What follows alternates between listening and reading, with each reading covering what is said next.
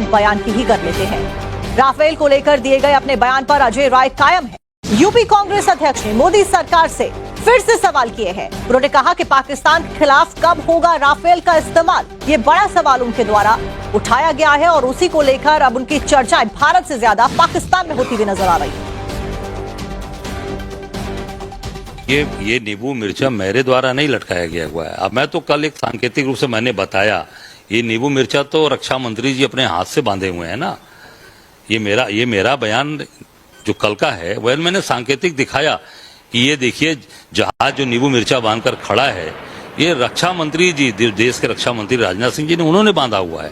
मैं तो सांकेतिक बताया कि ये काम कब करेगा, जनता की गाड़ी कमाई से लिया हुआ ये जहाज, टैक्स से लिया हुआ जहाज, ये आतंकवादियों को खत्म कब करेगा। और ये उनका परिवार जो शहीद हुए, जो आज बच्चे शहीद हुए हैं, उनकी पत्नी, उनके माँ बाप, जो अकेला बेटा शुभम द्विवेदी चला गया, जो आज कैप्टन अरवाल चले गए, जो 16 दिन पहले शादी हुई, उनकी कह रही है कि इसको आप कार्रवाई। तो मैं समझता हूं कि ये पूरे देश के लोग जानना चाहते हैं कि जो नींबू मिर्चा बांध के रक्षा मंत्री जी ने, इस सरकार ने खड़ा किया हुआ है, इस कार्रवाई कब करेगा। ये बात मैंने सांकेतिक कल एक देश को बताने का और देश को जानने का कि ये रक्षा मंत्री जी ने इसको नींबू मिर्चा बांध के खड़ा किया हुआ है। सरकार निर्णय लेगी, कोई नहीं बोल पाएगा।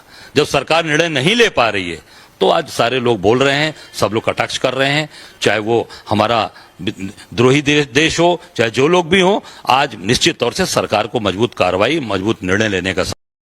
अस्सलामुअलैकुम दोस्तों, 2019 में हमने एक MiG-21 गिरा दिया था। आपको पता है Su-30 भी गिरा दिया था। तब मोदी कह रहा था कि अगर इंडिया के पास राफेल तैयारी तो बात कुछ और होती है। और दोस्तों इस बार देखें, इंडिया ने पिछली बार तकरीबन 11 या ये समझे कि 9 दिन बाद हमला कर दिया था और आज तो कितने ही दिन हो चुके हैं, इंडिया हमला ही नहीं कर पा रहा और राफेल भी मौजूद है। सबसे मजे की बात यह है कि आज तो राफेल है। आज आपको कौन रोक रहा है? आज आपको पता है कौन रोक रहा है? आज आपको पाकिस्तान रोक रहा है। उस वक्त पाकिस्तान आपको हल्के में लिया और आपने हमारा एक कौवा और दोस्तों 15 के करीब दरख्त इन्होंने मार गए थे, लेकिन पाकिस्तान ने उसका बदला देखें 2 हथियारों से लिया था। अब पाकिस्तान दिन ब दिन दोस्तों, आज भी हमने हतफ मिसाइल का तजर्बा किया है, परसों हमने गजनवी मिसाइल का तजर्बा किया है। हमारे पास पहले थे सिर्फ J-17 थंडर ब्लॉक 1 और 2 दोस्तों उस वक्त भी प्रोडक्शन में थे। अब हमारे पास है J-17 थंडर ब्लॉक 3। तब हमारे पास कोई 5th जनरेशन की बात नहीं हो रही थी। आज हमारे पास है J-35 और नया कान का भी हमारे पास प्रोजेक्ट है। आज हमारे पास स्टेल्थ ड्रोन है। उसके अलावा हमारे पास कामाकाजी ड्रोन का भी बड़ा जखीरा है। उसके अलावा हमने 2035 तक 1000 एडवांस स्टेल्थ ड्रोन का टारगेट भी रखा हुआ है कि हमें उसे अचीव करना है। हमारे पास इस बार J-10C भी है, जिसने दोस्तों राफेल को जाम करके दिखा दिया है। आपको पता है 3 दिन पहले जब राफेल ने पाकिस्तान में घुसने की कोशिश की थी, तब तक दोस्तों वो अपने जम्मू कश्मीर में थे। हमारे यहाँ पर से एवियोक्स उड़े थे और फिर हमारे J-17 थंडर ब्लॉक 3 और उनमें कहते हैं कि कुछ J-10C भी तैयार थे, जिन्होंने उड़कर दोस्तों भारत के राफेल का जो रडार कनेक्शन था उसे जैम कर दिया था और उसे काट दिया था। राफेल को समझ ही नहीं आ रही थी क्या किया जाए। ये उड़े थे अम्बाला में और अम्बाला में ही उतरना चाहिए था। इन्होंने हंगामी लैंडिंग भरी है दोस्तों एक कमर्शियल एयरपोर्ट पर, जो श्रीनगर एयरपोर्ट है, वहां पर इन्होंने हंगामी लैंडिंग की और अपनी जान बचाई है। तब जब पाकिस्तान के J-10C यहाँ से उतरे हैं, लैंड हुए, तब इन्होंने उड़ाकर वहां पर इन्हें सेफ मकाम पर भेजा गया है। तभी से दोस्तों भारत की हवा पतली हो गई है। और एक बंदा तो ये देखिए राफेल के साथ नींबू और नीली मिर्च को लटका कर बता रहा है कि ये किस काम के हैं। आज तो अब आपके पास मौजूद है। इसलिए किया गया था जब राफेल आए थे, तो तब दोस्तों मोदी सरकार के कुछ जो मंदिर छाप है, इन मंदिर छापों ने इसका वध किया था और इसके साथ नींबू और लाल मिर्ची लगाई थी। अरे ये किस लिए लगाई थी?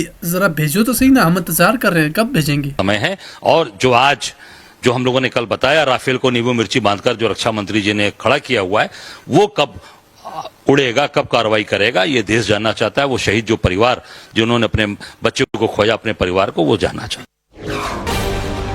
वहीं बीजेपी नेता शहजाद पूनेवाला का अजय राय के ऊपर बहुत बड़ा हमला सामने आया। पाकिस्तान के इशारे पर सेना का मनोबल गिरा रही है कांग्रेस पार्टी। शहजाद पूनेवाला के द्वारा कहा गया है, पाकिस्तान की भाषा बोल रहे हैं कांग्रेस के लोग, ये शहजाद पूनेवाला के द्वारा कहा गया। सुनिए। देखिए, अजय राय ने केवल कोई खिलौना नहीं दिखाया है, बल्कि उन्होंने सेना के मनोबल के साथ पाकिस्तान के इशारे पर खिलवाड़ किया है। और पिछले कई दिनों से ऑल पार्टी मीटिंग में तो कहते हैं ये लोग कि देश और सेना के साथ है, पर उसके बाद हमने देखा है कि पाकिस्तान को क्लीन चिट देना, पाकिस्तान पर कोई कार्रवाई ना हो ऐसी पैरवी करना और सेना के मनोबल को एक के बाद एक, चन्नी जी से लेकर प्रियंक खड़गे और अब अजय राय ने तोड़ने का काम किया है।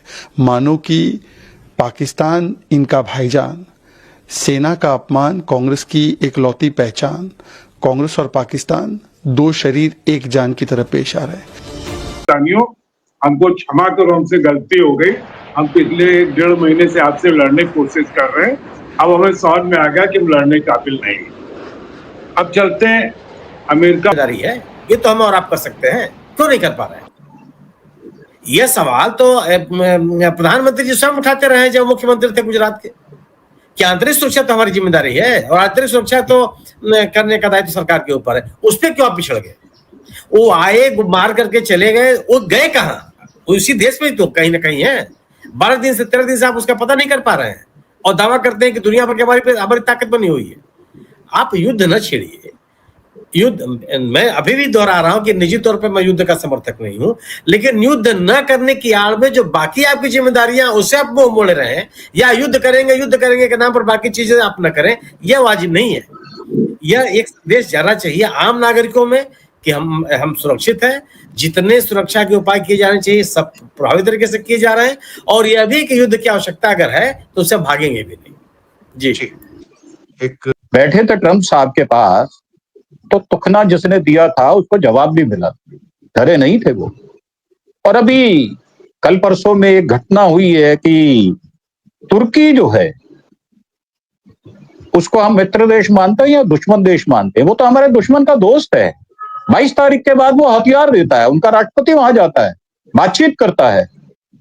और मेरा मानना ये है कि 10 वर्षों में हमने 3 युद्ध लड़े, 62 का लड़ा, 65 का लड़ा, 71 का लड़ा। 62 में हम कमजोर थे, 71 में आते आते मजबूत कैसे हो गए? सर, युद्ध हमेशा राष्ट्रीय अध्यक्ष की इच्छा से लड़ा जाता है। वो इंदिरा गांधी थी जिसने गोवा को ले लिया, सिक्किम ले लिया, और 71 में बैंकों से, हवाई जहाजों से, एयरपोर्ट से, नेवी से नहीं लड़ा जाता। जो उन इंस्ट्रूमेंट्स के ऊपर बैठे हुए लोग होते हैं वो वीर होते हैं, वो योद्धा होते हैं। असल में हमारा योद्धापन कहीं गुम हो गया। हम उसको पैसे से तुलना करने लग गए। पैसा किसके लिए? इस भारत देश के 146 करोड़ लोगों के लिए या अपनी अस्मिता खो देने के लिए? तो मेरा मानना यह है युद्ध ही विकल्प है। जी एक आखिरी में खुल करके साथ दें तो निश्चित रूप से सवाल तो पता ही होगा। बावजूद इसके मैं कह रहा हूं, ठीक है, अगर युद्ध नहीं हो रहा है तो कोई पाप नहीं हो रहा, कोई हम अपनी कमजोरी का कोई प्रदर्शन नहीं कर रहा है, लेकिन उसके विकल्प के जो रास्ते हैं वो तो प्रभावी हो। युद्ध न होने की आड़ में बाकी चीजें भी ठप रहे हैं, ये उचित नहीं है। और मैं सुरेंद्र दुबे जी की इस बात से सहमत हूं कि युद्ध की कोई दूर दूर तक संभावना नहीं है। वजह जो जिस तरीके से पिछले 12 दिन प्रधानमंत्री जी के सरकार के बीते हैं, आप अगर इन विषयों पर गंभीर होते हैं तो इस तरह की कार्यकाल कामकाज आपके नहीं दिखाई पड़ते। चुनावी रैलियां कर लीजिए, 8 घंटे 9 घंटे आप मनोरंजन जगत से जुड़े हुए लोगों के साथ बिता दीजिए, विपक्षी दलों पे कटाक्ष की नींद उड़ाने की जरूरत थी पाकिस्तान की, आप नींद उड़ा रहे हैं विपक्षी दलों की। इस कार्यशैली के साथ आप युद्ध जैसा गंभीर विषय पर आप कितने होंगे? और यह बयान आदमी नहीं देता कि हमने सेना को आजाद कर दिया। अरे सेना तो आजाद रही है। यह काम, यह निर्णय सेना नहीं करती कहीं भी, यह निर्णय चुनी हुई सरकारें करती है कि युद्ध करना है नहीं करना है, किस सीमा तक करना है, कब करना है, ये सभी निर्णय सरकारें लेती है। या तो एक तरह से बचने की कोशिश है कि अगर युद्ध नहीं हो रहा है तो सेना ने निर्णय नहीं लिया। निर्णय सरकार को लेना है, जनप्रतिनिधियों को लेना, चुनी हुई सरकार को लेना है। सरकार के निर्णय को लागू करना सेना का काम है।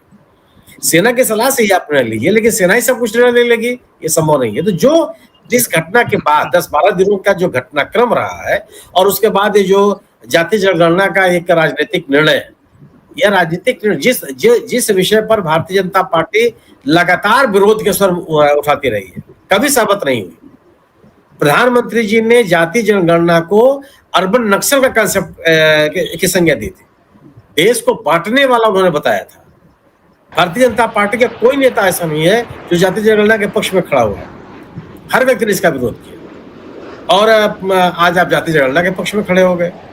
तो अपनी सोच के विपरीत एक राजनीतिक निर्णय लेना, निश्चित रूप से इसके राजनीतिक कारण ही होते हैं।